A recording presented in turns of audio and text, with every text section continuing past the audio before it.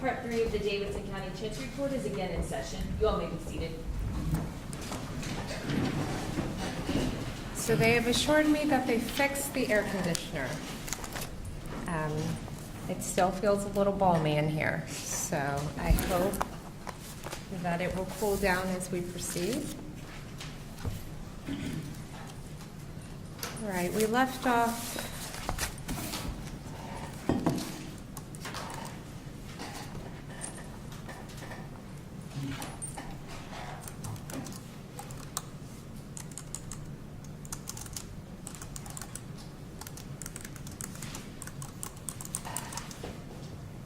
All right, we left off hearing from Mr.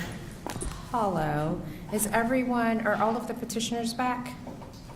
Okay, all right.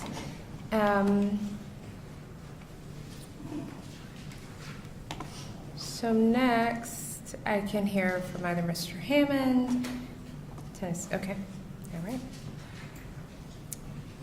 Give me just 1 second.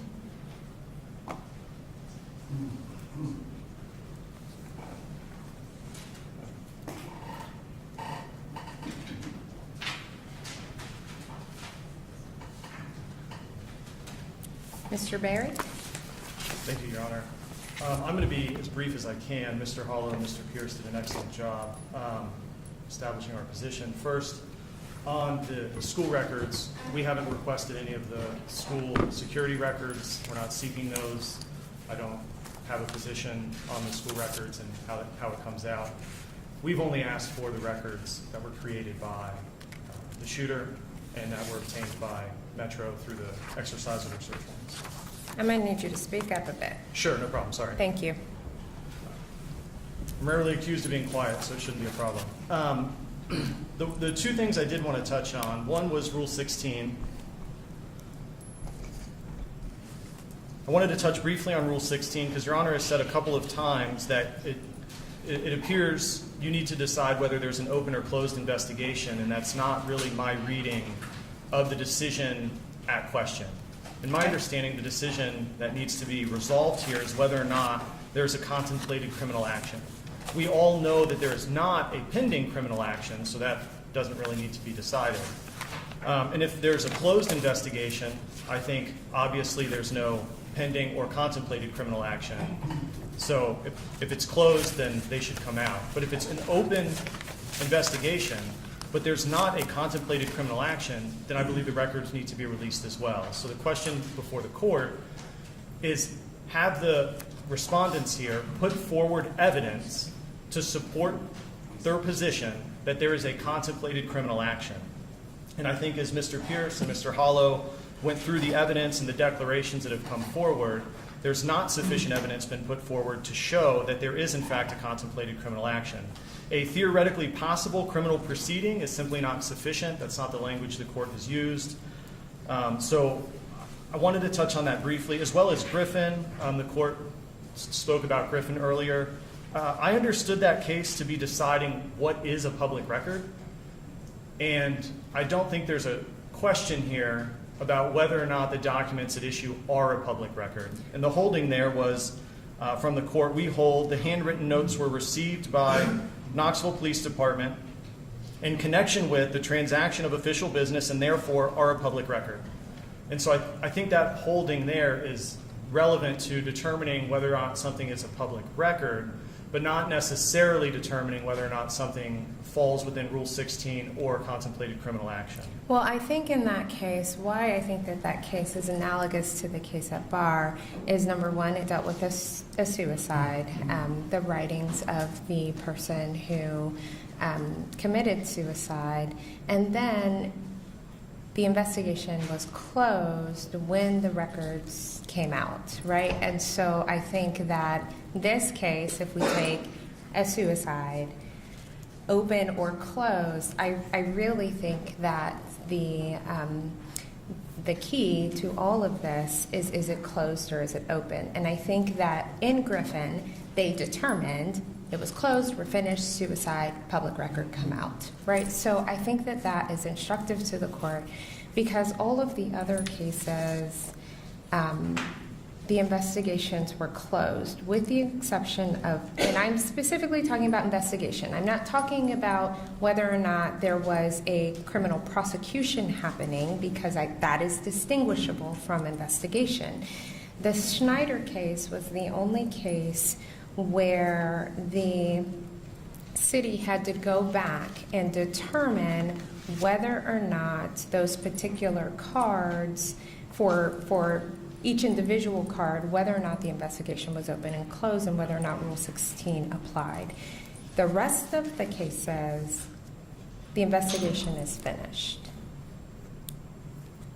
Well, in Atman, I believe there was an open investigation, right? And so there was an actual prosecution that was ongoing. There was an active pending criminal case, as I understood, Right, right? So that would separate it out as well. Well, so if we're talking about criminal prosecution, so there has to be a closed investigation in order for there to be a criminal prosecution, right? You can't keep, the police have established enough for probable cause, they're bringing a case, there's a trial going on. They've done what they're going to do to actually effectuate a case that they think that they can win. And so, investigative-wise, when we look at the rule again, and I know that in Atman, the court states the rule a bit differently than what the actual rule says. The rule on Rule 16 says specifically an exception, I'm paraphrasing, but enforcement officers in connection with investigating or prosecuting the case. In Atman, they were prosecuting. So this court is really focused in on this investigation. And so if you want to talk with me about investigation and what this court should do with that, I think that that's the right argument to make. Well, I think you can have criminal charges brought in an investigation occurring simultaneously. I think you can have probable cause and then continue to investigate for additional evidence. So I think that is definitely a possibility. But I do also believe that if there's a closed investigation with no pending criminal action, that Rule 16 would not apply to those documents either. Here, if we're in this position where you're saying you have to decide whether the investigation is open or closed, and I think my position is, if you decide it's closed, I think the records have to be released. If you decide the investigation is open, there's another question that has to be answered, which is whether there's a contemplated criminal action that exists and has Metro met its burden in proving that there is a contemplated criminal action. So it doesn't just stop with there's an open investigation, Rule 16 applies. I don't think that's how the case law articulates the rule or Rule 16 itself articulates the rule. So I wanted to touch on that just to make at least our position clear. Yes, please. And then the one other thing I wanted to touch on briefly was the copyright question. My position is fairly straightforward, and I don't think it gets into a lot of nuanced copyright law. I think some future contingent action that might or might not happen is simply too speculative for an exception to apply to prohibit the release of records under the Public Records Act. As I read the briefing, it was, in July, perhaps maybe, probate will close, and then perhaps maybe we'll have a copyright interest. And that's simply a speculation of a future action that can't act a year ago from when we requested the records to prevent those records from being released. So I think that's everything that I wanted to cover. So I'm going to pass the floor. Thank you, Your Honor. Thank you, Mr. Berry. Let me see if I had any questions for you. Just a minute.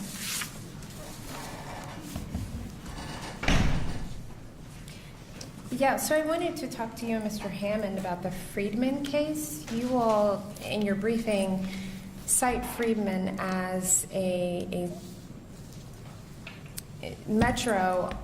I allowed Metro to assert any other exceptions that they planned to assert so that everyone could be prepared to have a discussion about those. And in your brief, you and Mr. Hammond both cited Friedman to say that Metro can't assert any additional exceptions because Friedman did not support that. So I'd love for you to speak with me about Friedman, because when I read Friedman was honestly about attorney's fees, and the court did not hold that you cannot assert additional exceptions. So I just want to make sure that I'm understanding your argument. Sure. So I'm drawing an analogy in Friedman to here, right? So Friedman held effectively that the sheriff couldn't change his position, which was, we're not going to give you these records for reason A. They filed suit, and then the sheriff came in and said, oh, wait, it's actually because you're not a Tennessee citizen. That's the reason we're not giving you the records. And the court said, no, that's insufficient. You're paying attorney's fees for the records that they rightly sought. So the court there didn't allow the sheriff who denied the records request to change positions. And I think it's the same here. They asserted Rule 16 in the Tennessean. That's what we know about when we file our petition. That should be the question before the court, is whether Rule 16 applies. I don't think post hoc analysis or after the fact items should be able to come in. At that point, my petition has been set. The show cause hearing should occur. It seems a little bit like you're playing hide the ball there, and I don't think that the legislature of the state of Tennessee gave state agencies or others subject to the TPRA the ability to hide the ball. I think that they told them, you need to tell them what the reason is that you're denying the records up front so that the parties can decide whether or not they want to seek a challenge to that. But in the Friedman case, I believe that the sheriff changed his position like the day before trial. And this case is, would you agree with me that this case is different, that Metro did assert Rule 16, and then I asked if there was anything additional, and all of the parties have had time to prepare for the additional exceptions, give, argument briefing, we're talking about those additional exceptions today. So it wasn't done on the eve of a show cause hearing, and those were the facts of Friedman. Is that correct? Those, as I understand, those are the facts of Friedman, but I don't think that really changes the analysis here. So I would not agree that because Your Honor asked for additional grounds, that would somehow waive the right that we hold to know the grounds up front when we file our request. Okay. Oh, and since you brought it up, you had asked earlier about the autopsy reports and whether or not it's moot or should Metro have released them. I think two parts. One, I don't think it's moot. And two, I think the release of the records are direct evidence that Metro should have released them in the first place. They are in Metro's possession. It is a public record they hold, and they should have released them. And once they were publicly released, I see no reason that Metro wouldn't have released them to us at that time, but instead they've maintained their defense of it. So I think in that sense, we would maintain our petition that those should have been released to us. Okay, so, and I just want to understand, the medical examiner is the one who releases autopsy reports. That's within their purview, not Metro, the police department. And so your position is because you asked for them, even though they were released by the medical examiner, Metro had a duty to release them to you. Right, because Metro was also a custodian of those records, and we asked them for it. We didn't ask the medical examiner. So you didn't ask the medical examiner at all for those records? No, and they had not been released by the medical examiner when we asked Metro. So at the time that you asked Metro, was the medical examiner's autopsy complete? Okay. Metro's was not a denial to us that we don't have those records. Their denial was Rule 16, Tennessean. Okay. So, and you still don't have the records, is that correct? Metro has not given them to us. Did you get them from the medical examiner? I've seen them publicly through news reports, yes. All right. Thank you. Mr. Hammond, who's up next?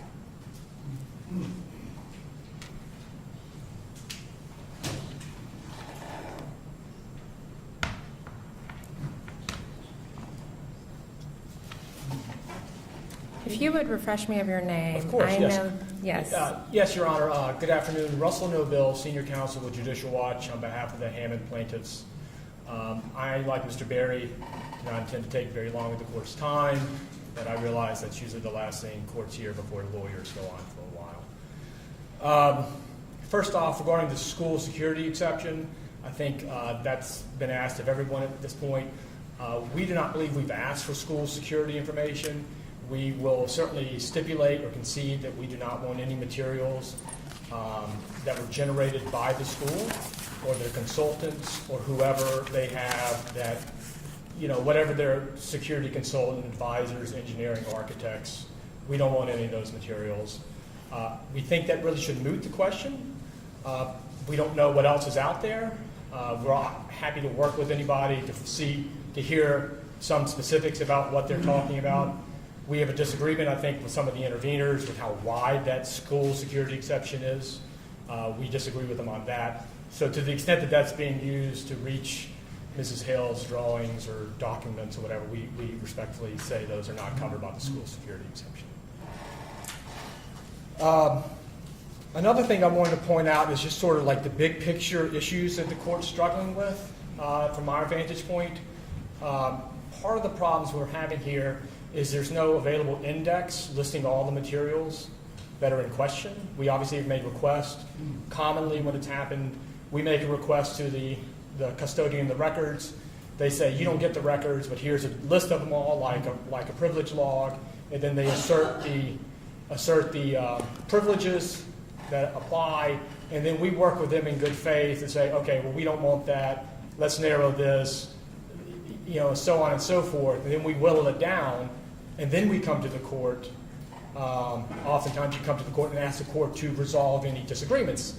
So hypothetically, there's a document that we all agree really should be produced, but they want to redact. The court doesn't have to come in and see the redactions. They should redact it as much as they think they need to, and then we get the document, and we say, okay, well, we can live with this, or we can't live with this. And if we can't live with it, we call them up and we say, you guys really, you redacted the whole page, there's something in here, yada, yada, yada. And if we can't resolve it, then we come to the court. So I certainly empathize with the court's concern about her having to sit through and go through every redaction because the court's got limited time and resources, and that's just a proper role of the parties to resolve before we come to this point.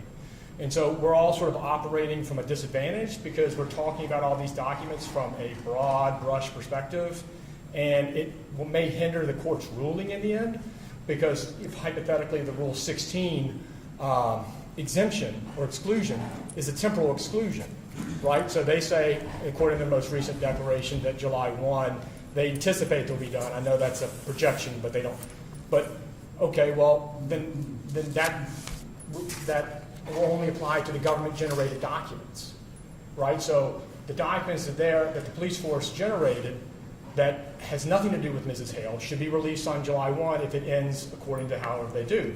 Now, there's certainly circumstances where things like this comes up, and the police or the custodian of the records has an ongoing duty to advise the court bi-weekly, every month, whatever, to say, investigation's still going, yes, Your Honor, this is a certified, we haven't, we may contemplate a prosecution or whatever the standard is that the court decides. We obviously agree with Mr. Berry and his interpretation of the standard, but they can certainly obviate that problem by just doing a weekly or monthly reporting, and then the court can release it. And so, it's sort of like a Venn diagram of the different exceptions apply to different documents, and without an index, we're really at a disadvantage.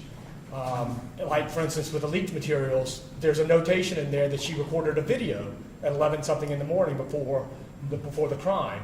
We don't even know if that exists. I suspect it does, but we don't know, and we can't make a judgment as to whether or not that's under some new common law or federal copyright they're alleging, or some school security exception. Like, we don't even know for sure that it exists. I'm willing to bet that it does, but no one's ever confirmed it for us. And so the court's at a real disadvantage here in just trying to figure out what exceptions apply. And so, just from a big picture perspective, and a lot of this is already detailed or proposed in our original memo that we wrote on July 2nd of 2023. So I don't want to repeat too much, but it's been a real, it's a morass because there's no roadmap and there's not even a map. There was a log that was produced that went back and forth in May of 2023. That's the best we got in a declaration. And so we're all flying blind here as to what there is. Now, in Metro's brief, I did see kind of a table of the documents, at least that were requested, and the status and comments in regards to those documents. And so that's in Brent Gibson's, let me see, where am I? Lieutenant Gibson's declaration of 5/17/2023? Yes, ma'am. Okay. They did give us a table, but again, that doesn't itemize the documents here, right? So we can't narrow the disputes down for the court, like social media posts. Like, what does a social media post generally say? Like, you know, I hate them kids, or, you know, whatever the social media post is, or whatever pictures she's got, or whatever. So, you know, there needs to be some sort of way. It's not all that different than the way discovery is handled in complex cases. And so, you know, the parties would go back and forth on that and narrow our disputes here. Here we're flying blind, talking about broad brush application of exceptions, and that's why you know, it's hard for the court to imagine how it can have time to go through the redactions, because honestly the court shouldn't be doing that until we get to the point of redactions and we have a fight over the redactions. And you know, we're not going to, in my practice generally, we don't fight over every redaction, right? I mean, there's redactions we go to the mat on, there's redactions we just shrug and just say we won some and we lose some. So that's just part of the give and take in litigation, where you try to, you know, economize everyone's time and all. And so without the index, without the specific application of the exceptions, and then with the fact that some of these exceptions are temporal, then, you know, in July there may be a significant change in the context where you know, the Rule 16 exception doesn't apply any longer, just based on what Metro has said recently. And in terms of the copyright question, Your Honor, you know, as best as we can tell, there's no copyright exception to the Public Records Act. Copyright is not an exception to any that I can see public records law, although I can't say I surveyed all states. In the federal FOIA context, it comes up under Rule B3 or B4. I know FOIA is distinct from this statutory regime, but and isn't there a federal case pending in regards to these same records? I'm sorry, with respect to the records that were in question here? Yes. I believe there is. I know that the court has directed some tranche of those records to be given in camera for the court to review. I do not know much beyond that. I know the media reports that came out gave one indication of how it was, and then when you pull up the court order, it says something else. So the media reports were not particularly helpful in figuring out what's going on there, but short answer is yes, Your Honor. Okay. Copyright is not generally considered to be a exclusion to FOIA. Again, B3, B4, it talks about, I can't remember if it's B3 or B4, but one of them talks about trade secrets or commercial financial info. This is not commercial information. I believe one of my co-counsel here mentioned something about economic interest or financial gain from the documents.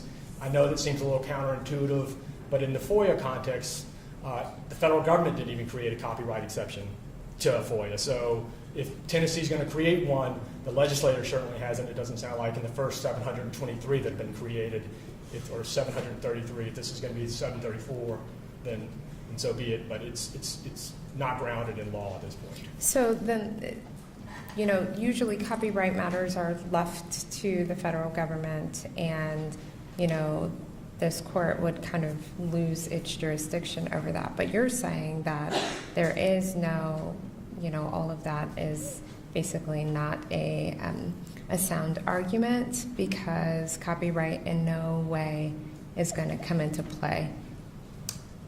Not that I can see, Your Honor, no. And what about federal law, you know, being supreme over state law? Well, they're welcome to sue us at that point, and we will defend the case at that point. But at this point, we are looking at whether or not it is an exception to the Tennessee Public Records Act. As best we can tell, it is not. And then so the court should, assuming the court agrees with this, say it's not an exception, and then at that point it's their move. It's like chess. I make a move, that's it, your move. And they can either sue to enforce it or whatever. There's obviously fair use. There's obviously a giant public interest in this. There's a national interest in it, obviously. Everyone is troubled by what happened at the school. And so there's a national interest to know what exactly happened here and not deal with third and fourth hand leaks.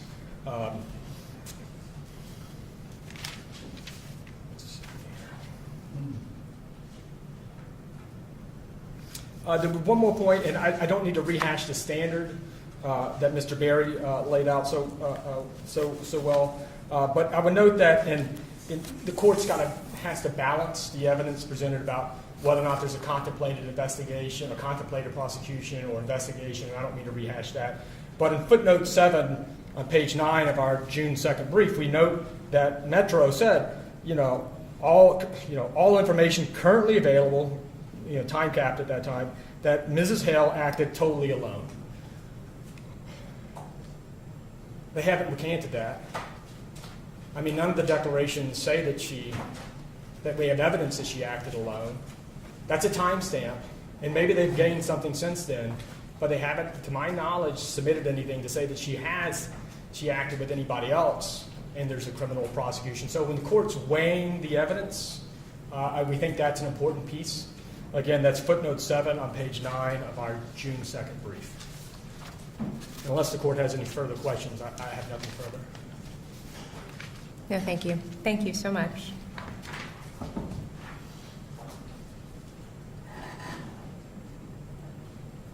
All right. Is that all from the petitioners? Okay.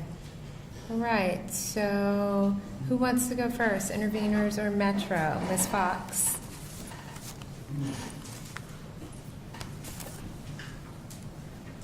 Give me just a moment, Ms. Fox, to pull up your brief.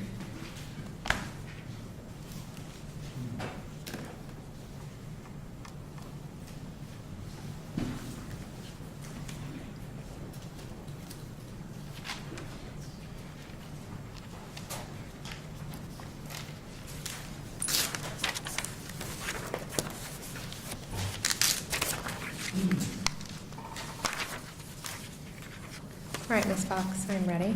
Sure. Can you hear me all right?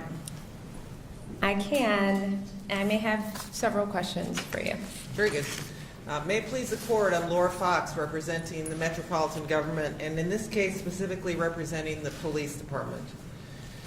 Just over a year ago, the Metropolitan Police entered the Covenant School and acted bravely and decisively in confronting a shooter who was terrorizing children and staff in a school. They were treated as heroes at that time, which was absolutely true. As a Nashvilleian, I was proud of their dedication. I was proud of their professional police work. Not every police force could have done this. The reason they're so good is because they train all the time. They are trained in handling a crisis. They are equally well trained in how to conduct an investigation. Investigations have to be conducted in a professional manner. Can you imagine the outcry if Metro Police had announced right away, the killer is dead, the file is closed, here's all the information we have, including names of witnesses we have not interviewed, here's all the information about how she gathered her guns. No, we haven't tracked down how she bought them. We don't need to do that, do we? She's dead. What else is there to find out? That would be outrageous. It would be unprofessional, and that's not what the Metro Police Department does. A professional investigation takes months. As reference, Lieutenant Gibson in his first declaration explained that even in a murder-suicide, it typically takes 8 months to process everything at the scene of the crime, to understand exactly what happened and to make sure that what appears to have happened is what actually happened. So I have a question for you. Yes. In this context of murder-suicide, this is not the only high-profile murder-suicide that's ever happened in Nashville. Typically, does Metro issue statements that perhaps are conflicting with their position from a PR standpoint to the investigation? Well, first of all, there was nothing conflicting about the PR statements that were made that were just referenced by Mr. Noble. The reference said, at this time, there is no evidence that Ms. Hale acted with anyone else. The investigation is ongoing. So on both sides of that statement that she acted alone, there was an explanation that they were just starting the investigation, right? But, you know, hindsight is 20/20. We're sitting here today, and this court has to look at the preponderance of the evidence. And even in the affidavit submitted by Lieutenant Gibson, Mr. Hager, or Chief Hager, if I'm looking at 51% statements that say our investigation won't be hampered if we release certain things, kind of flies in the face of nothing can come out.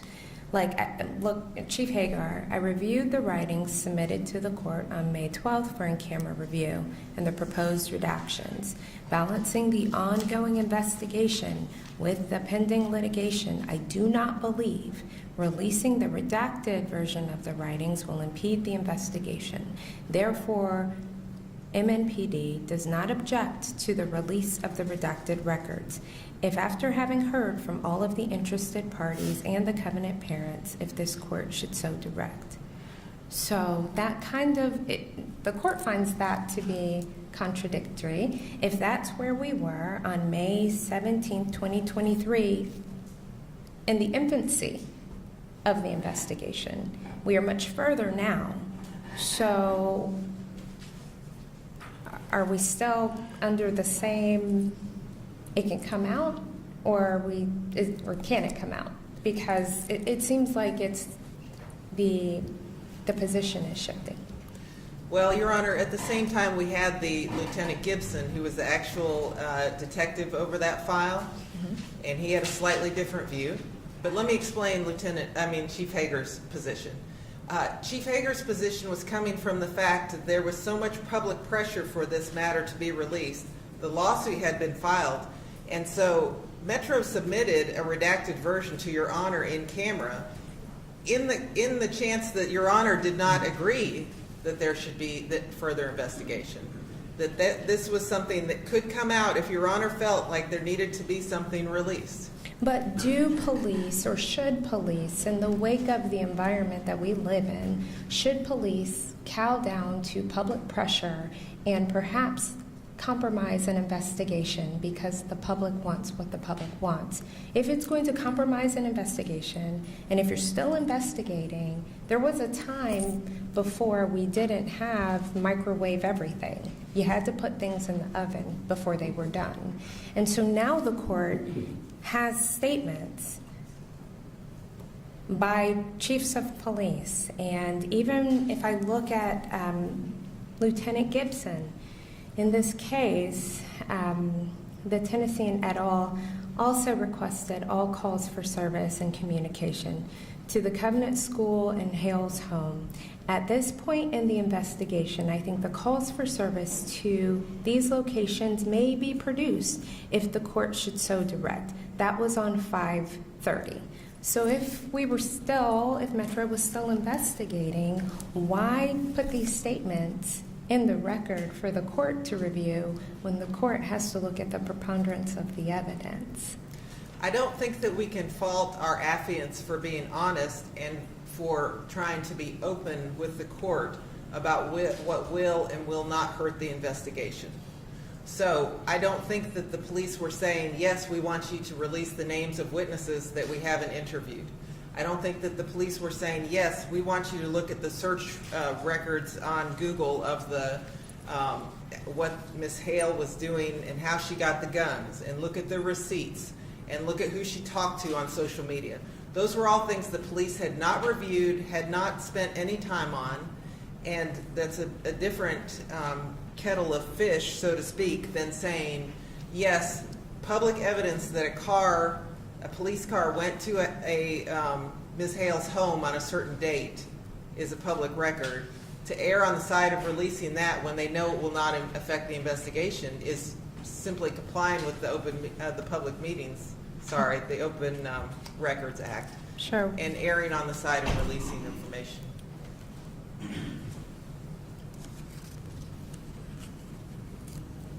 So are the redacted writings key to the investigation? If I look at Chief Hagar, and maybe you need to explain to the court Chief Hagar's position in this investigation, because very soon after, he said it can be released, and, you know, almost a year after, we're here talking about whether or not it should be released. So was Chief Hagar accurate, or? Well, if Your Honor reviews the redactions, which we submitted a redacted and an unredacted versions, you'll see that the things that were redacted were things like witnesses who were referred to by name, information about the parents and the relationship, and information about the shooter's activities, including the school, going to the school, and diagrams of the school. So those are the kinds of things that were redacted, and they should never be public, in my opinion, the school security information. But the names of the witnesses, they have been interviewed at this point. So any redactions now would look very different than what they looked like at the beginning of the case when there had not been a thorough investigation. So at this point, then, can a redacted version of, and I think it is safe to say that there is one document that most of the petitioners can agree that they want. And once that document becomes released, if this court deems that it should be released, much of this litigation will go away. So is it Metro's position, and specifically the police, because the court does not do police criminal investigation?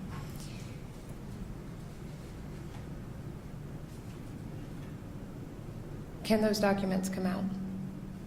If you're referring to the writings that were in the car, yes, Metro believes that those materials that were redacted and given to Your Honor could be released pursuant to Chief Hager's affidavit, and that, in fact, some of those redactions could be removed because now the folks have been interviewed. But I would defer to the police on who they've interviewed and the status of all that.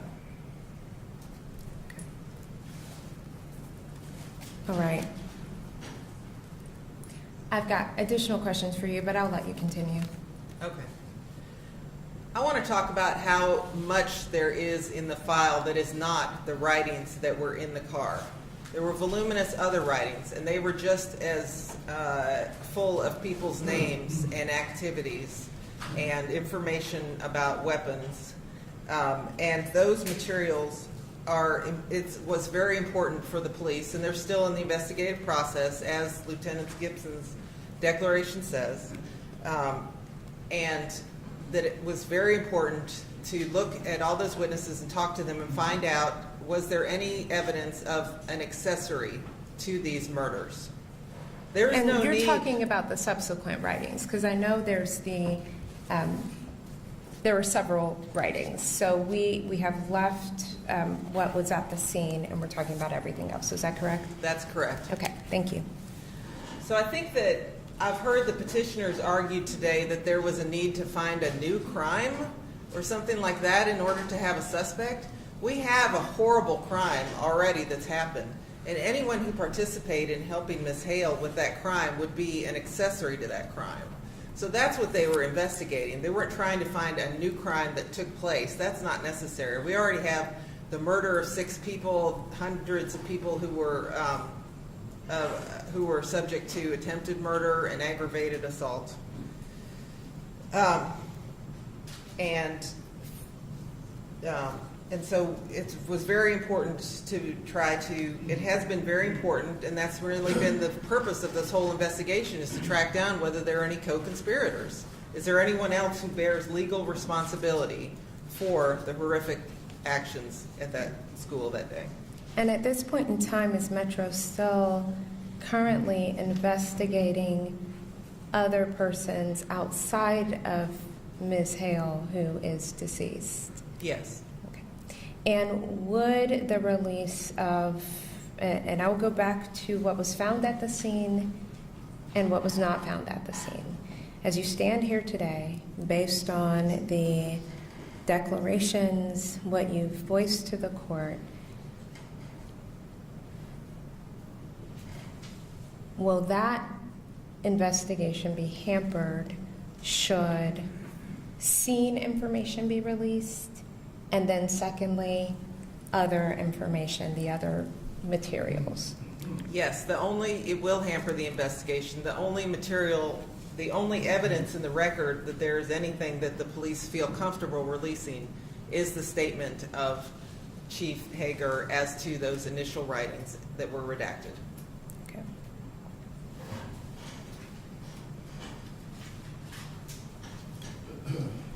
So it's Metro's position then for all of the other documents, and they are voluminous, and the court has looked at several, many pages, and lots of things the court has taken into account at this point in getting prepared. I want to understand very clearly there's still an open investigation, and it's Metro's position that those documents would hamper that investigation. That is correct. That is what is reflected in Lieutenant Gibson's declarations. Okay. Now, before I cut you off, you were going to tell me Chief Hagar's position versus Lieutenant Gibson's and who was actually over the investigation. So I didn't mean to cut you off. Well, I think that I don't mean to create some conflict where there is none. I just think that one of them is higher ranking and felt that if the court demanded that some of these documents be released, that these were the ones that would not affect the investigation, whereas Lieutenant Gibson is doing the nitty-gritty and dealing with on a day-to-day basis, and I don't think that was his call.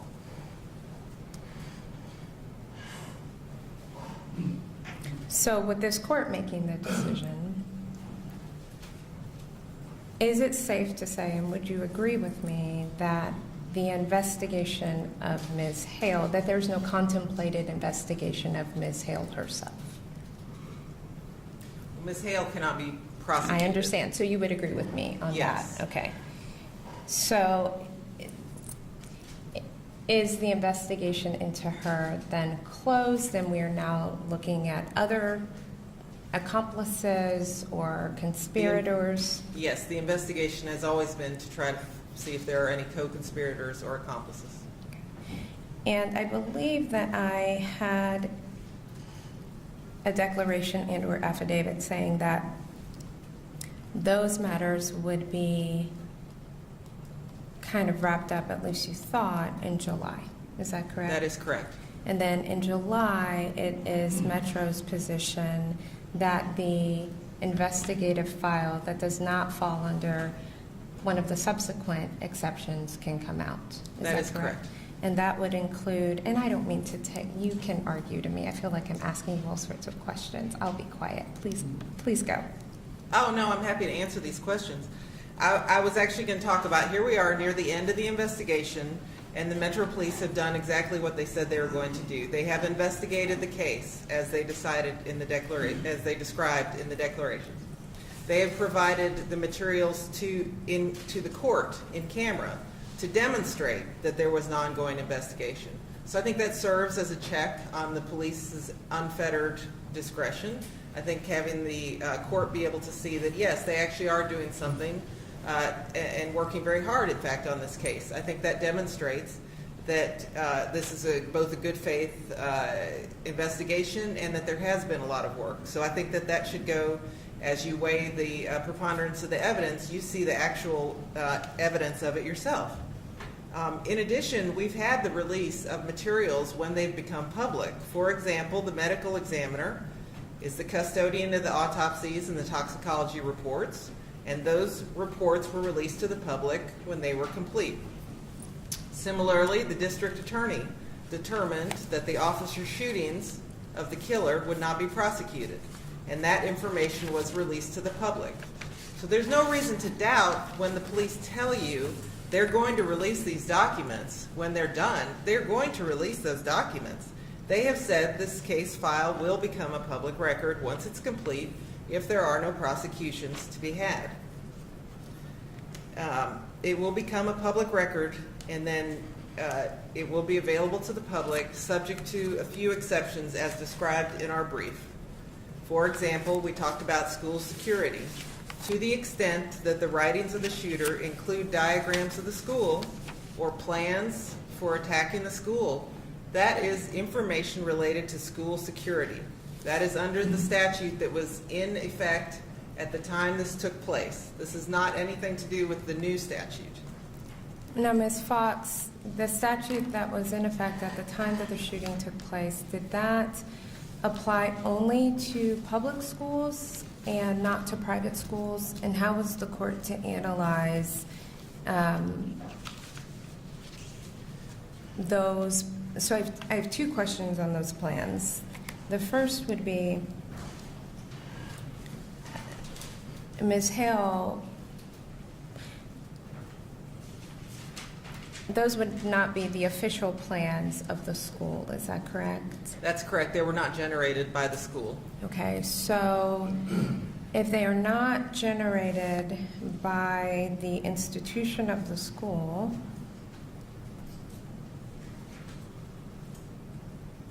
are they subject to an exemption? And then the second part of my question is the statute that was in place at the time of the events, did that apply to only public schools, or did it also encompass private schools? If Yes. you could answer them in turn.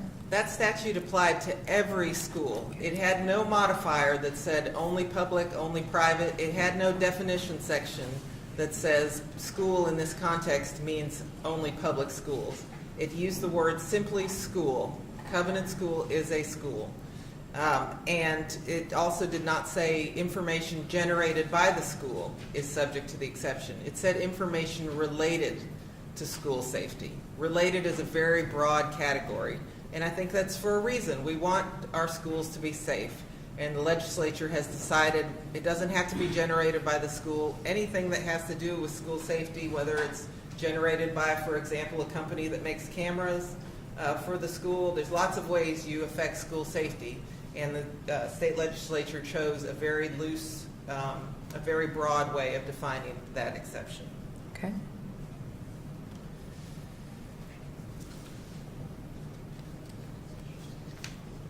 It is not the duty of Metro Police to conduct the investigation in a manner that satisfies the petitioner's curiosity on their timeline.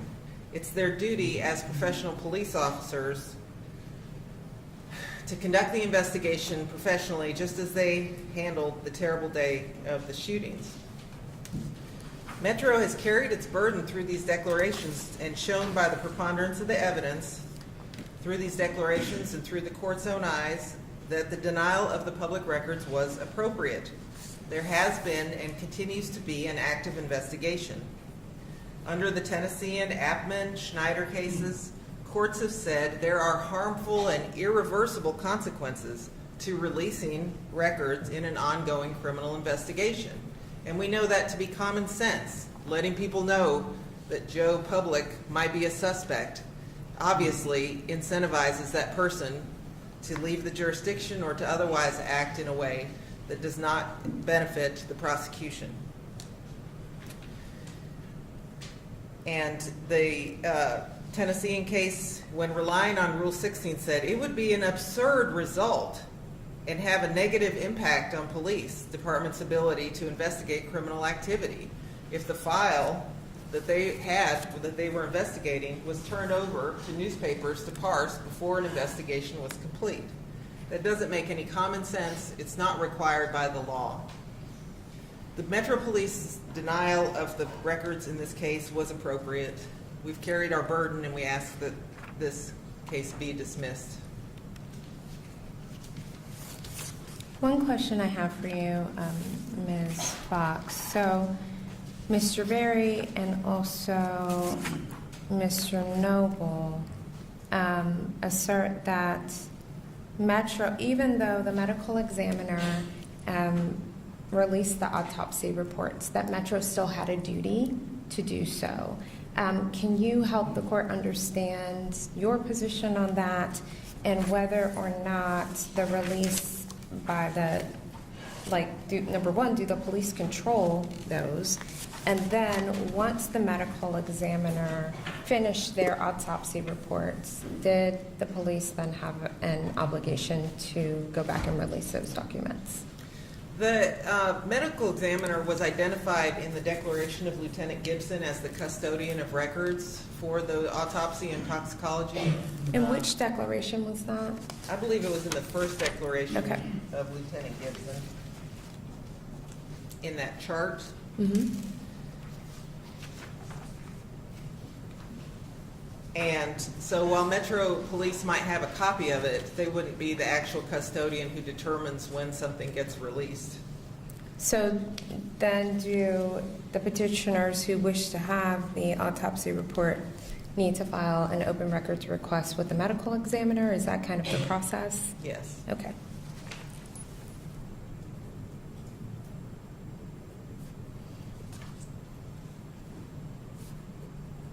Although if they would like a copy from Metro at this point, I'm sure we can facilitate it.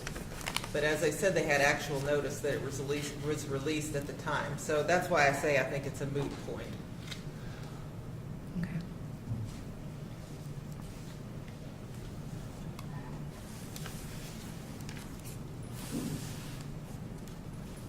May I address the Friedman case and the idea that you can't raise another exception? Yes. After a public record request is denied? That's contrary to how the law works. Usually what happens is Metro will get a public records request and we'll say, okay, there's 100 documents, we have to review them. And then during that review, you may find 5 or more or none of the exceptions. In this case, Rule 16 in the Tennessean is an overarching privilege that encompasses the whole file. So that's what the police often use when they have an ongoing investigation. There's no need for them to go through the file in addition and say, hey, on page 9, we've got a social security number. We need to redact that. Hey, you better know that we've got a birthday here. We're going to be deleting that. You don't go through public records when you have something that makes the entire file temporarily confidential. That makes no sense for the government to go through and identify every other kind of exception that may be in the file. And so it's just not logical because usually the government doesn't even know until a review starts what exceptions may apply. And Mr. Noble and Mr. Berry, assert that because I allowed you to make additional exceptions, I ran afoul of the Friedman case. The court does not believe that she ran afoul of the Friedman case, as I didn't see a bright line rule saying that you could not assert additional exceptions. I did not see that when I read that case either. Your Honor, I'm happy to answer any other questions, but this hasn't been any fun for the Metro Police to do this investigation. It's terribly painful, and they've suffered and feel so strongly for these families, but they've done a very thorough, excellent job, and just as they did on the day of the shooting, and they will complete their investigation soon. And is the timeline of July 1st still the timeline for? Yes, if it was different, we would have updated the court. Okay.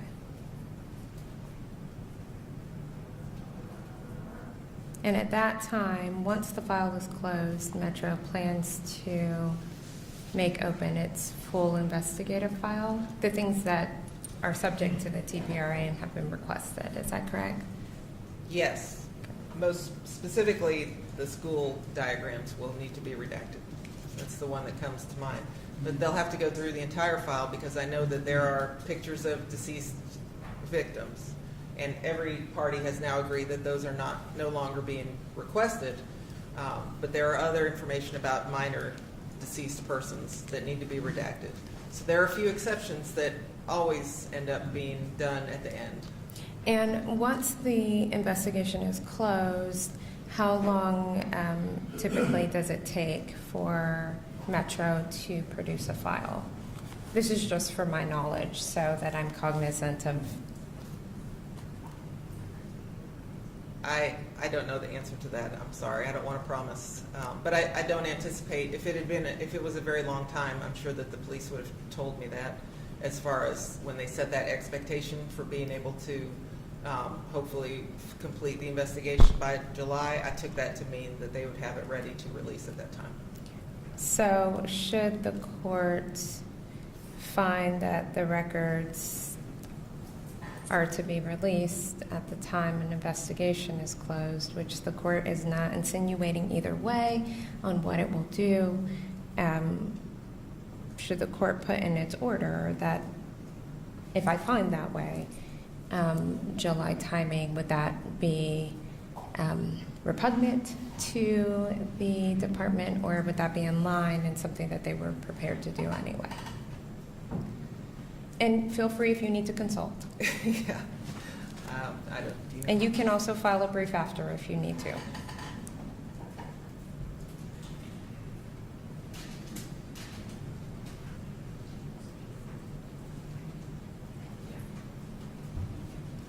I think that the matters that have been requested by the petitioners are not the entire case file, so those would certainly be prioritized. And I would think that within 3 or 4 weeks. But I think that the best thing for me to do would be to come up with a declaration in the next few days to make that more certain. Okay. Now, your position differs from the interveners. And you will kind of take different paths at this point. Do you have any guidance for the court on specifically the copyright argument or the victims? It's been a long day, y'all. I have no guidance for the court on the copyright. I think the victims' Bill of Rights. The victims' Bill of Rights is absolutely an important aspect of this case, but I have to defer to the attorneys who have spent time on it. Okay. Thank you, Ms. Fox. I don't have anything further from you. Thank you. Mr. Okay. Mr. King.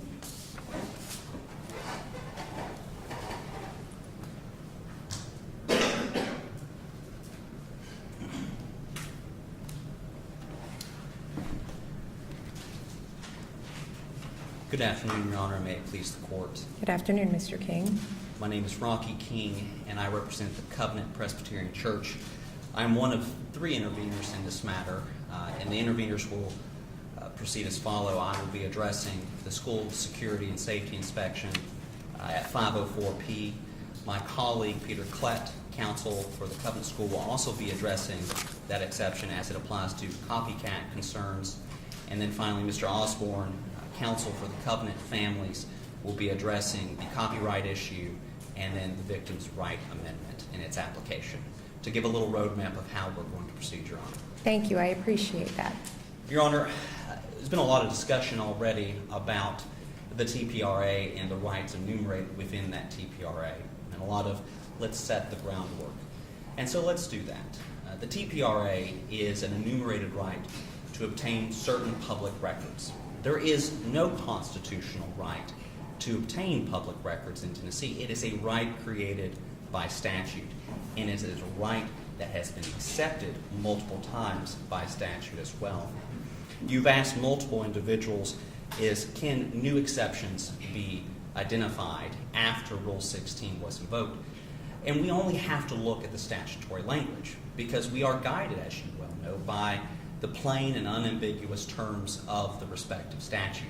That's how we glean what the General Assembly meant when it drafted these respective exceptions. And under 504P, the court is guided by this principle that any information related to school safety shall not be open to public inspection.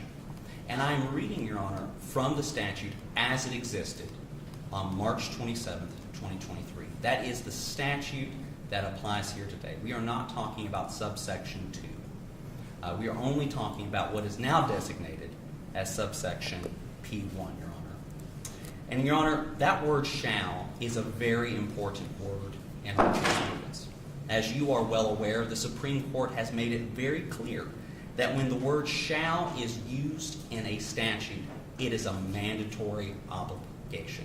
It basically divests the petitioners, Metro, the interveners, and in fact this court from any discretion on whether that information should be permitted. So the threshold question is, if there is information related to school security, if that answer is yes, then the General Assembly has made very clear what this court must do. It shall not make it open for public inspection.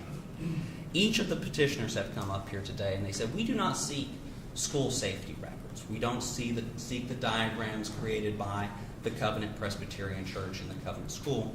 And as a refresher, Your Honor, the Covenant School operates at the Covenant Presbyterian Church. It operates within the church's facilities.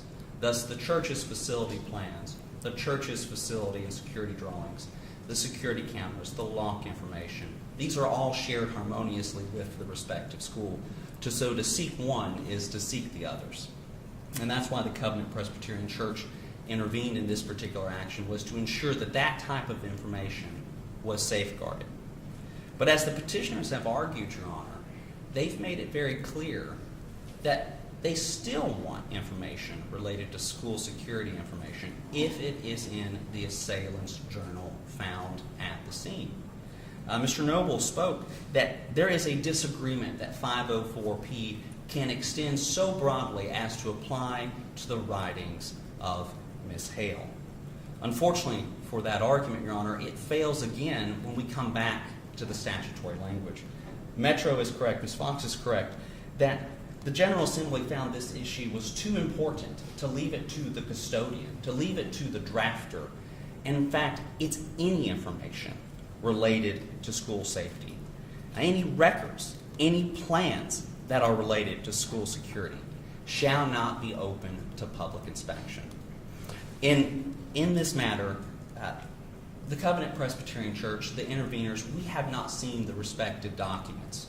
We only know what we've heard from arguments in this matter over the several hearings we've had. And we were given a brief insight when the leak occurred. And Your Honor, when we look at the two facts of what we've heard from Metro and what we saw in that respective leak, there's an inescapable conclusion. And that is this assailant planned out this attack and documented those respective plans. That this assailant went to this church and that this assailant had diagrams drafted of this church and school. Respectfully, Your Honor, when we are guided by the principle that any information related to school security shall not be disclosed, that information created by that assailant must also be redacted out of these respective documents. This exception, Your Honor, exists for a very important reason. You've asked whether there is a public, private, church-related distinction within the exception as it existed. And respectfully, Your Honor, there is not. We again look at the statute and what it says. It does not make the distinction between a public and private school. And to read that distinction in, as the petitioners have previously encouraged, let's take it to its logical, or what I will argue, its illogical conclusion. That meant that on March 27th, 2023, school safety information was not protected from disclosure if you went to Montgomery Bell Academy, if you walked into the Webb School, if you walked into the Memphis University School, or any other private school in the state of Tennessee. In March of 2023, the petitioners would have you believe that those students, the security information of their respective schools, could be obtained. But, Mr. King, is what Ms. Hale allegedly drew or not drew, is that, does that really fall into this category as school safety or security information? Your Honor, Like- to answer that, I'm Go sorry, ahead. may I? No, you go ahead. To answer that question, we just need to go to the word of the statute. Any information, records, plans that are related to school security shall not be open to public inspection. That's what the statute says. So if an individual creates a plan, creates a diagram of the respective facility, and again, Your Honor, as a person that has not seen the document, I am talking in a hypothetical, I understand. that information would be protected. Because it would make no sense that an individual could go in and map out a respective facility, and then that information come into the law enforcement's custody, converting it to a public record, that could be produced. But the formal schematics themselves cannot be produced. But yet they have the same information, Your Honor. The information here, and this is the operative term, it has to be related to school security. If the General Assembly said official schematics, officially stamped diagrams, official construction plans, it could have worded the statute in that type of precise way. But it chose not to do so, and well intended, because any information that leaks out about the security of a respective school creates a threat concern for that school. And that's why this statute has to be interpreted to afford protections to any school operating in the state of Tennessee. And it's your position that any diagram, any drawing made by anyone talking about how to enter and or exit a school, or perhaps identifying weaknesses, that is a school security plan and is accepted to? Your Honor, I would answer that's information related to school security. We don't need to address the security plans or security reports, which is found in 2A. It's, again, the threshold question. Is it information related to school security? You have the unenviable task of answering that question. But I think the guiding principle is not looking at 2A and 2B of the amended statute, but rather looking at P1, which provides, is it information, a record, or a plan that is related to school security? If you answer that question in the affirmative, then any excerpt of that journal, any excerpt of the documents within the investigation file shall not be open for public inspection. Because what you're doing, Your Honor, is you are acting as truly a gatekeeper to ensure the security of that school. A school that's being populated again this week. This is not a hypothetical discussion, Your Honor. These are where children are going to learn.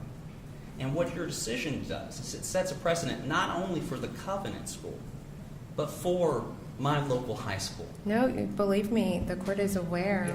The petitioners and everyone has asked me to basically set a precedent going forward for how things like this will be delineated in the future. Unfortunately, it's a part of our reality. So That's right, Your Honor. I And understand. like I said, it is unenviable. But in this particular case, when we're talking about what the petitioners have argued, this argument that the Covenant Presbyterian Church, the Covenant School, and the Covenant parents advanced is rooted in an existing exception. It's rooted in 504P, Your Honor. 504P existed as of the day that the assailant walked on to that campus. And 504P provides that any of the records collected in this investigation that contains information related to school security must be redacted or non-disclosed. So, Your Honor, when you're going through the respective documents in this case, in particular, the journals collected, we know at least from those that disobeyed, did not honor the rule of law, that those journals talk about security, that those journal entries talk about a designated parking spot. this assailant had a plan, and I can only glean and extrapolate what may be in the journals from there. But I am concerned. I am concerned for my client and for the children that go to that school and any other school, that if this exception is not applied as it is intended to be applied, to prohibit the production of any information related to school security, those children live under a constant threat. The petitioners argued that we didn't ask for this. Well, respectfully, when I looked at Senator Gardenhire, the Tennyson, and Rachel Wagner's complaint, they said we want all diagrams drafted by Audrey Hill. That is an express request in their petition.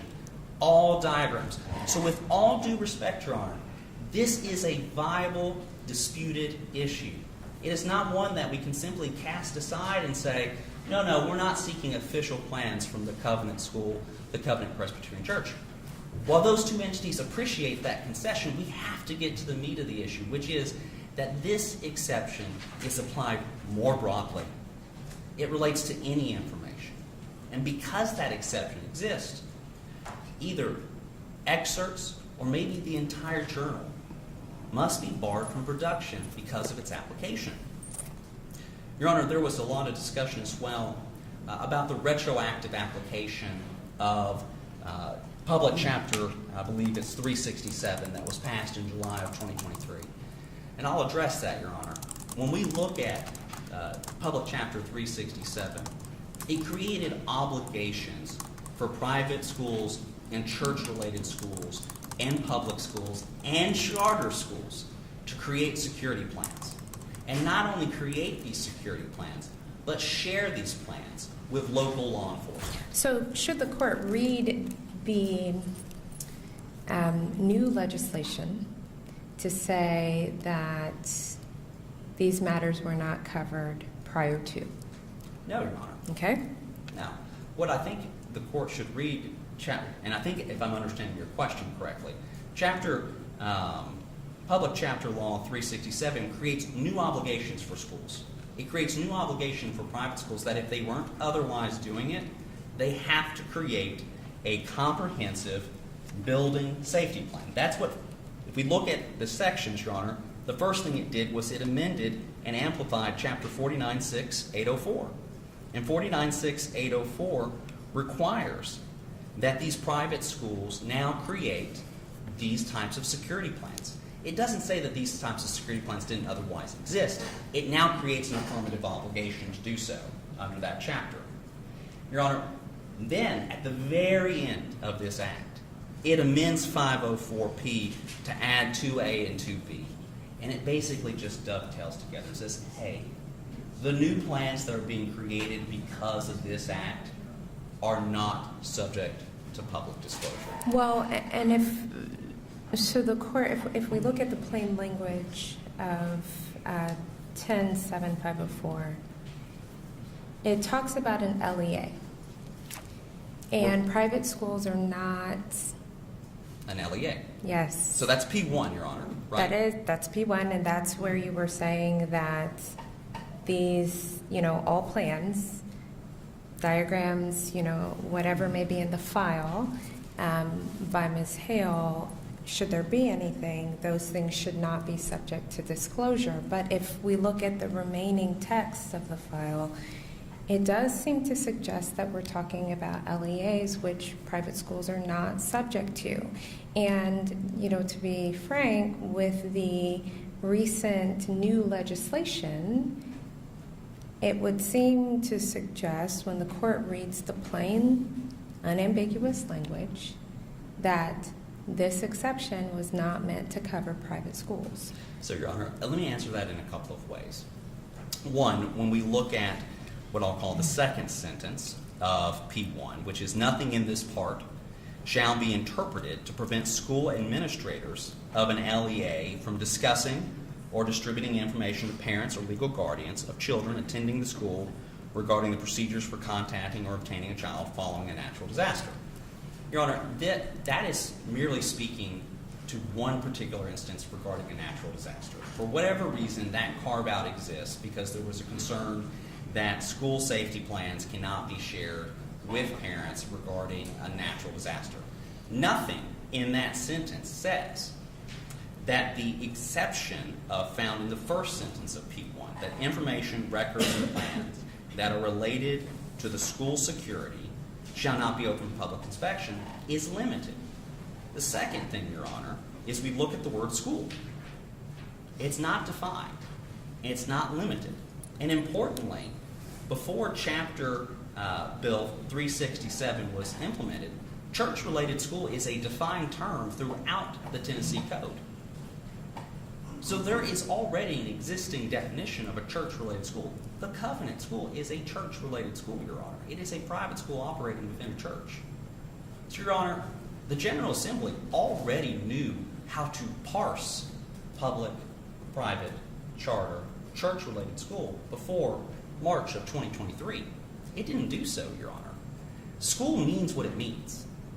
There can be, I agree with Ms. Fox on this, there can be no dispute that when you walked through the doors of the Covenant School at the Covenant Church, you were walking into a school. There can be no dispute that the oldest, or one of the oldest schools in this state, and in fact in the city, is Montgomery Bell Academy. That's a school, Your Honor.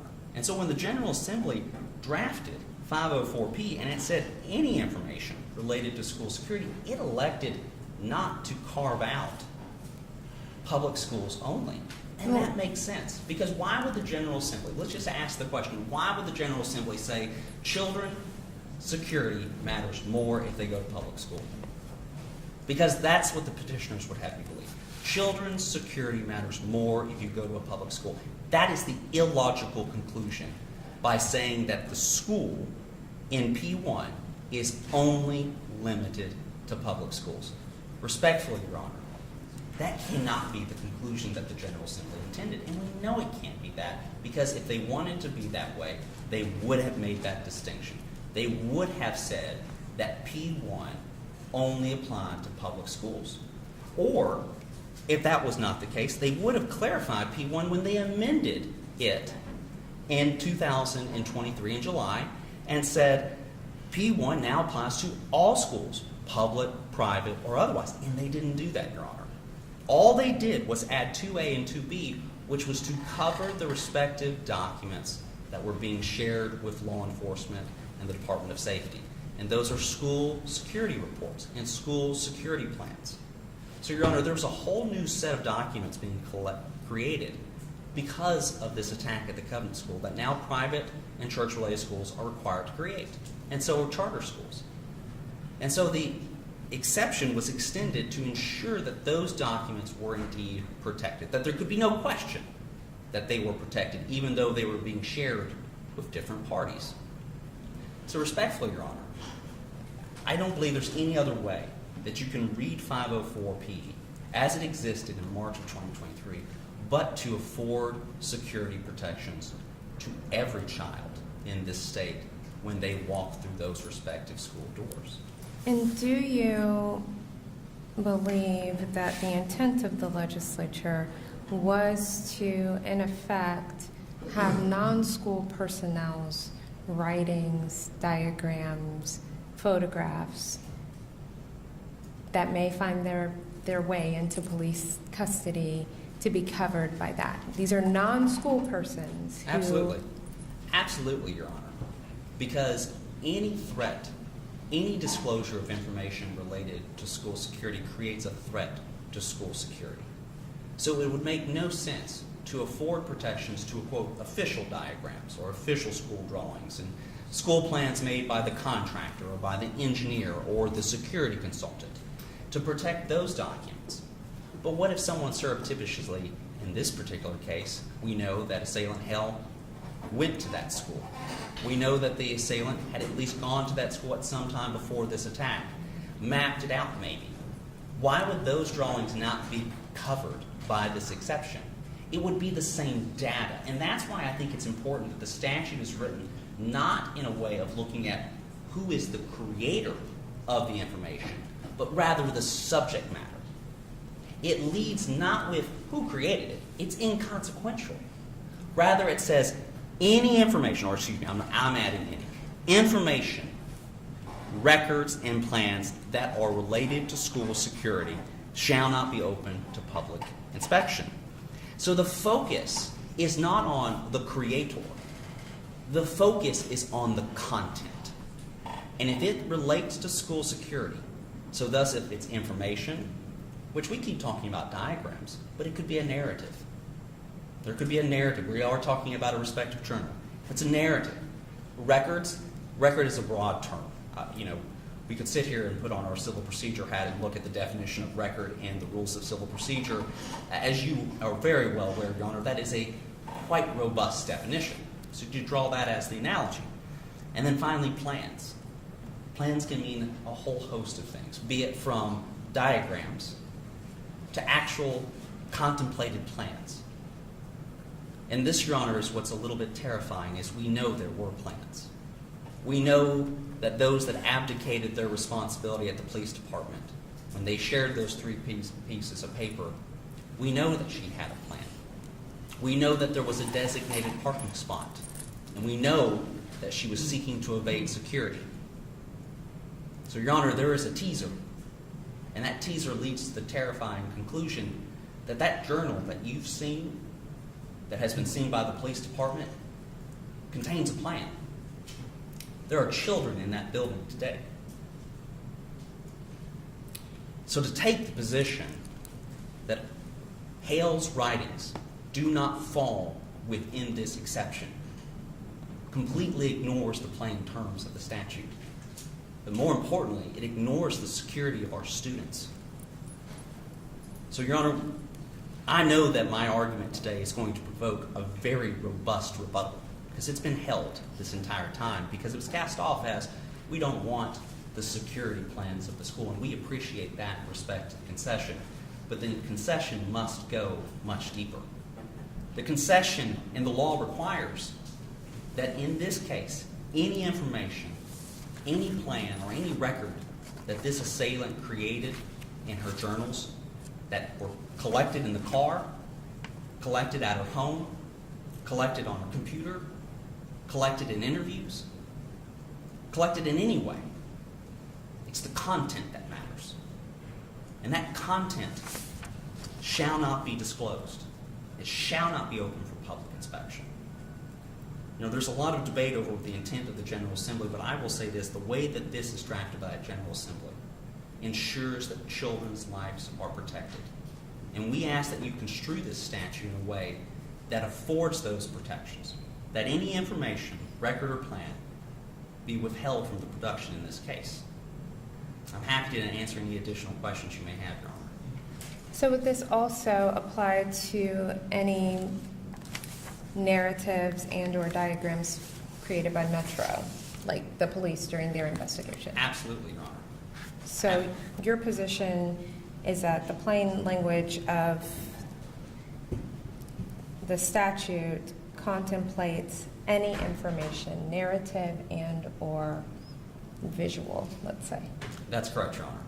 That any information, well, again, it has to be related to school security. That's the anchor that drives this. The content has to be related to school security. And school security would be defined as? School security must contemplate manners in which the school is protected, access points. We are dealing with a perception of an individual that plans, so any of her perceptions on areas of weakness, areas where doors are not manned. This is a church institution, for example, Your Honor, so it's not like when I drop my children off at their elementary school, there is a front door, a back door, a very clear way to get in. There's a sanctuary, there's a fellowship hall, there's a youth group area. There are multiple areas where individuals come to commune and fellowship. So any discussion on those areas that otherwise might not be guarded, I think would all relate to school security. Security camera information, the placement of those security cameras, diagrams of where she may want it to go in this matter. I would say that all relates to school security. This is a place where children go to be secure, to be educated. And so any information that touches upon that security, from alarms to plans to fire drills to how they react, because again, and a nuance of this case, the fire alarm is triggered in this particular case. case, and thus they were processing out because they believed it was fire. Any information relating to their response to those types of drill, that again relates to school security. So, Your Honor, I think it is an expansive definition. And while that might run afoul to the beliefs that the Tennessee Public Record Act is a sacrosanct act and thus all records should be open, we're guided by the fact that there are numerous exceptions. And in this one particular exception, the General Assembly gave a very strong prohibition, shall not be disclosed. It was very clear by their intent that the safety of our children, the security of our schools cannot be compromised merely because someone has requested an open record and this information has fallen into the public record. That should be preserved, Your Honor. It is an unenviable task that you have, but I think it's one in which, in this circumstance, you're guided informatively by the language of 504P. It can seek solace that the General Assembly has already decided that if the information, a plan, the report, the document is related to school security, you are following the express will of the law and saying that that information shall not be produced.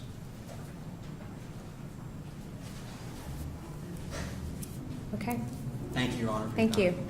I appreciate it, Mr. King. Mr. Klett?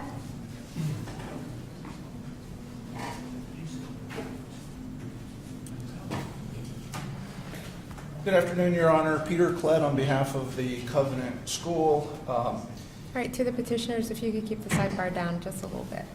Thank you. You can proceed. All right.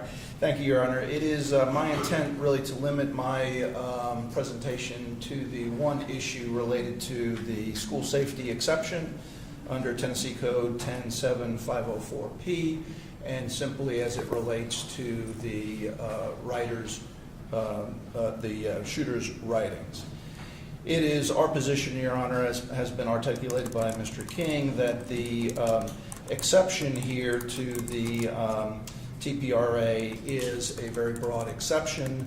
It is information that is related to school security.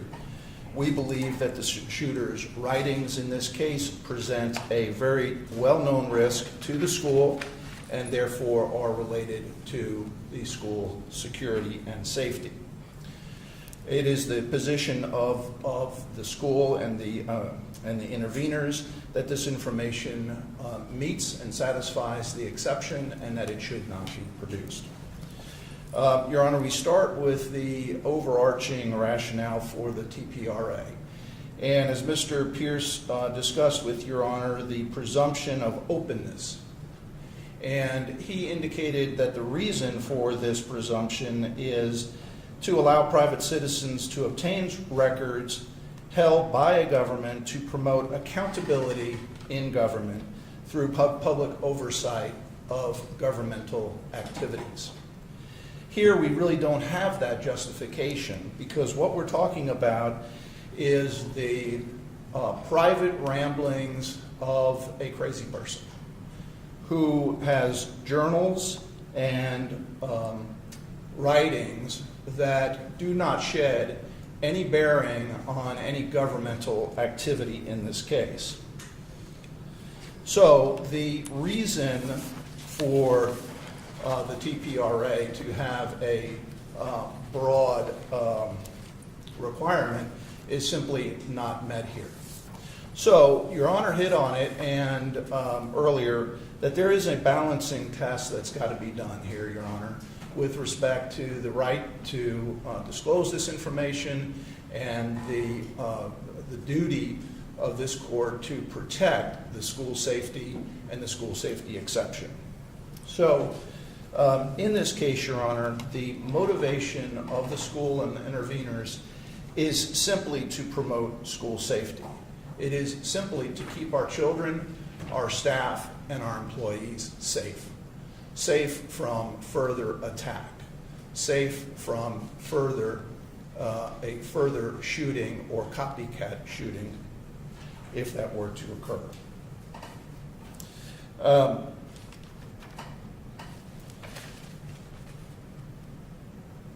Your Honor, Mr. Pierce made the argument earlier that if the legislature wanted shooter writings not to be open to the public, the legislature could have done that. The flip side is also true, Your Honor. If the legislature had wanted to say that shooters' writings are subject to disclosure, they could have easily done that as well. Instead, they left a broad statutory interpretation or a broad statutory language that all information related to school safety should not be disclosed. Your Honor has hit on this a couple of times with respect to the preponderance of the evidence. As Your Honor knows, that is a relatively low standard. It is not the criminal standard. It is a simple standard that by the preponderance of the evidence, so if it is ever so slightly in favor of the respondent, Your Honor is required to rule in favor of the respondents and find that we have carried our burden of proof. So let's take a look at the evidence in this case. First, let's take a look at what the petitioners have put before the court. First, they seem to really not dispute the fact that these copycat killings and these copycat events are a very real threat.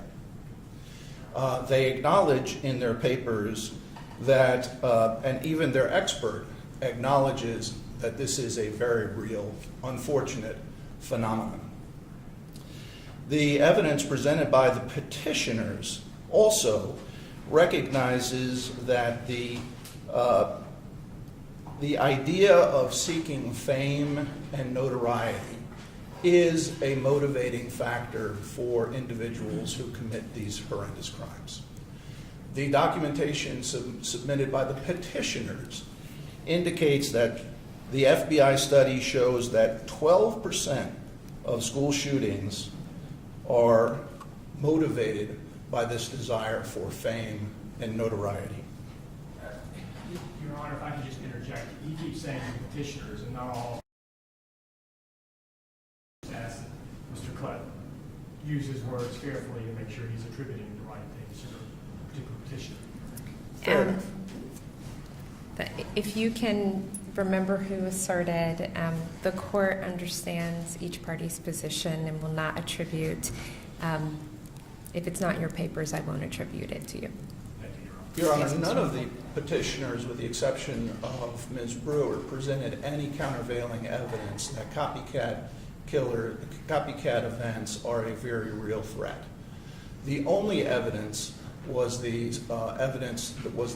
declaration of Ms. Kaufman and the study that was presented by Petitioner Brewer. So that's the only evidence that any of the petitioners have submitted. It was submitted by Petitioner Brewer, but there is no countervailing evidence that has been presented by any of the other petitioners.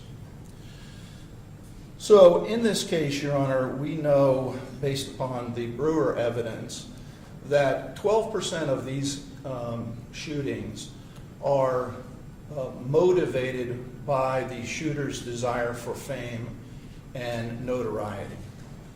And yet, the petitioners want to provide that notoriety and that fame to the shooter in this particular case. We believe that doing so is a mistake and that it simply promotes further violence. Mr. Klett, can you speak to me a little bit about, and you touched on it briefly, these records have found themselves into the public, and kind of the interest in what the TPRA the overarching purpose of the TPRA, is it to oversee government officials, their work, or does it kind of parlay into private citizens? Are you able to answer that for me?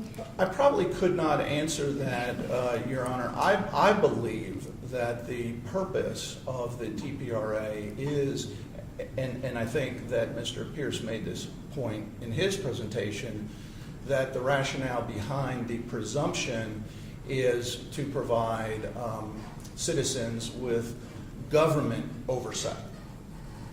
And so are the writings,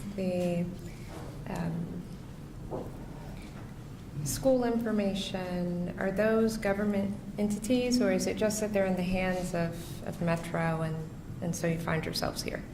I think I think these are really private writings of Ms. Hale, now the property of the parents of the Covenant students. And we are here, unfortunately, simply because they were a part of the information that was gathered by the Metro government. So they are simply part of the Metro file in this case, which under the interpretation given by petitioners, they satisfy the public records definition because they are part of the government's file. But I guess the point is, and perhaps this is what you're hitting on, Your Honor, is it is different than evidence of the government's activity. So, for example, if the government were to be, the Metro Police Department were investigating a burglary, and in the process of that burglary, they were to gather private records of the victim, diaries, personal writings of that victim.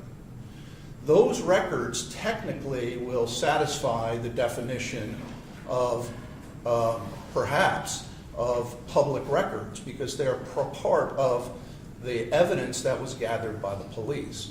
And then vis-a-vis subject to an open records request, or does the court have some type of balance that it does? Does it look at anything, or it's just your private information is subject to an investigation, and then it's public? Your Honor, I would answer that question in two ways. Number one, I think that it would be within the court's discretion to perform a balancing to determine, number one, whether those records are in fact public records or private records.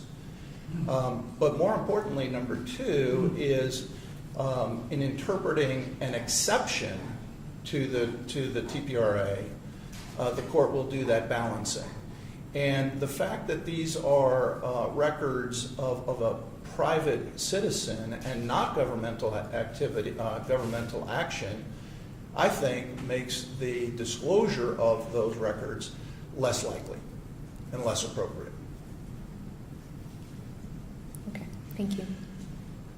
So further looking at the evidence that was presented, the only evidence by all of the petitioners, but in particular the evidence presented by Ms. Brewer, they have presented one declaration from an expert. That expert takes the position that it is only the shooting, while she first recognizes that these copycat killings and these copycat events are a real threat. It is her position that it is only the shooting itself that is subject to being copied. We disagree with that notion. Number two, it is the position of Brewer's expert that the contagion effect is very short-lived, only for weeks or perhaps a month. We submit, Your Honor, that that is illogical and incorrect. We know that the effects of the Columbine shooting are still present with young people today. There are an unfortunate segment of our society that still hold that shooting with reverence, and it is discussed, despite the fact that it took place nearly 25 years ago, probably before many of these people were even alive. So we know that this effect continues on and is not only present for weeks or a month, as Mr. Pierce would have your honor believe. So let's take a look at and as far as the notion that it is only the shooting that causes copycat killings, once again, that is illogical. It is the writings of the shooter that have a number of unfortunate consequences. It is the writings and the platform that it provides to the shooter that provides the notoriety that they seek. It is the writings that promote the hatred, the anger, the violence that is then copied by people who have access and read these writings. So it is the anger and the hatred towards children, for example. It is the anger and hatred towards affluence in America. It is the hatred and desire to do violence to Christians. Those are the things that are the triggers for copycat events in our position. So that is the evidence that has been submitted by Ms. Brewer and the other petitioners. Now, let's take a look at the evidence that has been presented by the respondents and the interveners. First, we have the expert report of Dr. Felix. Mr. Pierce stands up today and says, well, that's not an affidavit or a declaration. Well, it is a Rule 26, essentially a Rule 26 report of an expert witness. That is pretty typical in these types of cases. It was filed, Your Honor, in June of 2023. So it has been part of the court's record for approximately 10 months. And you all submitted her CV? Yes, Your Honor. Okay. There was also a deadline for any motions where any party desired to object to evidence. They had to do that in March, and there were no objections filed, and so it's really improper to make those objections here today. But let's take a look at the expert report of Dr. Felix. What she says, it is the release of the Covenant shooter's writings that will create an unnecessary risk of inspiring a copycat attack, either in the Nashville or another community. In addition to Dr. Felix, we have the declaration of Mr. Gwynn, who is a former director of the TBI. And in his declaration, he says, it is well known among law enforcement that writings, such as the writings of the shooter at issue, clearly inspire copycat shootings. The declaration of Dan Hodges, security consultant and an expert in this field, who served in the U.S. Army and the FBI for 30 years and specialized in these types of cases. He says it is generally accepted in the FBI and other law enforcement agencies that writings, such as the writings of the shooter in this case, inspire copycat shootings. Michael Moore, an expert in the industry, likewise concludes copycat killers search for information and that it is well documented that they frequently are inspired by the writings of other killers. So all of the evidence presented by the intervenors and the respondents suggest that it's not just the shooting that inspires copycat killings and activity. It is not just the shooting, it is the writings as well. And again, we respectfully submit that the hateful words of the shooter in this particular case certainly may have an audience in the general public. And as a result, you do have individuals who could take the writings of the shooter and commit violence against the Covenant School or some other school. As a result, Your Honor, we believe that that presents a serious security threat to the Covenant School and other schools in this community and elsewhere. As a result, Your Honor, we believe that it falls within the safety and security exception for the TPRA. Now, you're Because it asserting clearly- that the whole entire thing, is that what you're saying, or are we talking just about diagrams? Like, give me the lay of the land in regards to which records you were referring to.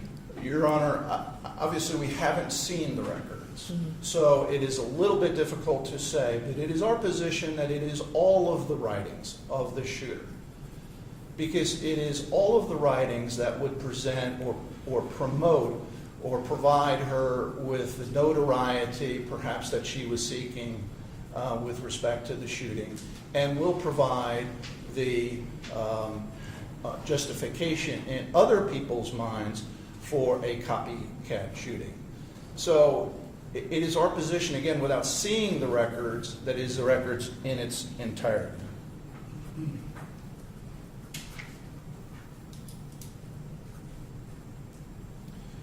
So I guess just to conclude, Your Honor, we believe that providing an opportunity to this particular shooter to gain the notoriety and fame that apparently she was seeking is a mistake. We believe it will promote perhaps future violence. You know, we're not naive enough, Your Honor, to argue to the court that we're going to prevent all future shootings. Obviously, unfortunately, that can't happen. But if we are lucky enough to prevent one shooting, one event, one death of a child, whether that child is at the Covenant School or elsewhere, then this was an exercise worth having. So it's our position, Your Honor, that the evidence satisfies the exemption and should be excluded. Okay. Thank you, Mr. Klett. Thank you, Your Honor. So as a matter of housekeeping, Mr. Osborne, I am considering wrapping up at 4. Would you like to make a truncated argument? I don't want to rush you. Do you think that you can be finished by 4 o'clock, or would you rather come back tomorrow morning where we will finish with everyone else? Your Honor, I would estimate that I have about 20 minutes worth of prepared remarks, but I know that Your Honor has questions, and I don't know how many questions you have or how long it would take to answer them. I certainly would prefer to go today. I was going to ask for a 10-minute break just to get my papers organized if I could, but if the court needs to break at 4, well, I guess I want to defer to Your Honor on that. I mean, in an ideal world, I would take a 10-minute break, and I can't imagine that I can more than an hour, I would hope. And I would still hope you might finish today, but sorry, I'm not trying to be. My comments, I think, are 20 minutes, but I want to make sure I answer any and all questions that Your Honor has. Okay. So I guess I would defer to you on what is your preference, Your Honor. So I anticipate a robust rebuttal. Am I incorrect on that, or do you all plan to rebut anything that has been said? Yes, we'll have a rebuttal. It'll be certainly shorter than our presentation that she. Okay. So would you all, I mean, either way, rebuttal is coming back tomorrow morning, so I will give you all the option of hearing from the interveners in the morning and just finishing up. I would think that we should be done by 12. Well, that's 2 hours, but I don't know, but we have a little bit of a longer bandwidth of time, or I will hear you all until 4, and then I'll have a hard stop. I would encourage Mr. Osborne to go forward, but once again, just as he did, defer to the court. Yeah, I mean, we're fine with rebuttal tomorrow. I will work amongst ourselves to keep it short, but whatever, I mean, it sounds like rebuttals only tomorrow anyway, so. It is. Yeah, I think, Your Honor, if you have a hard stop at 4, I would prefer to also go to the morning. Just to Okay. make sure we have adequate time for what I think are very important issues. Okay. Well, based on the foregoing, we are going to recess for the day. I will see everyone back at 10 o'clock tomorrow. I do have a hard stop today at 4, and so I will look forward to seeing everyone at 10. You may leave your items here. We will lock the courtroom, so no need to lug your belongings back and forth unless you absolutely want to, but we'll lock everything up and see you all in the morning. All right.